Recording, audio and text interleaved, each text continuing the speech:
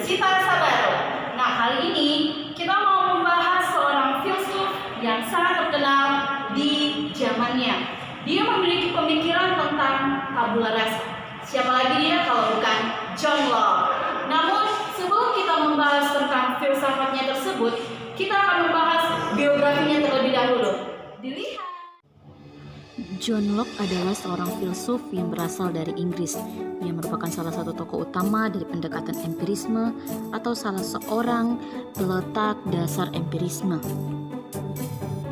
Ia lahir pada tanggal 29 Agustus 1632 di dalam sebuah keluarga yang sangat sederhana, yang orang tuanya seorang pemilik tanah dan pengacara di sebuah kota kecil. Sebelumnya, John Locke pernah mengikuti pendidikan ilmu kedokteran dan kimia di Oxford. Namun, John Locke terpengaruh oleh pandangan keilmiahan Newton dan filsafat Descartes. Setelah membaca tulisan Descartes, ia tertarik pada filsafat, tetapi justru mengambil jalan yang berbeda dengan mengkritik pandangan nasionalisme Descartes. Jika tadi kita telah membahas tentang biografinya John Locke, sekarang kita mau membahas tentang filsafatnya John Locke yang sangat berpengaruh dalam sejarah filsafat, yaitu mengenai proses manusia mendapatkan pengetahuan. Menurut John Locke sendiri, pengetahuan didapat dari pengalaman manusia.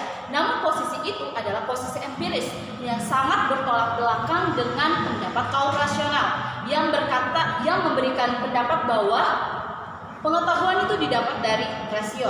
Namun, John Locke berkata bahwa sebelum manusia tersebut mendapatkan sesuatu, rasio atau pikirannya itu tidak dapat berfungsi atau masih kosong. Masih tersebut diibaratkan Locke seperti kertas putih atau tabula rasa yang kemudian akan mendapatkan isinya dari pengalaman yang dijalani oleh manusia itu.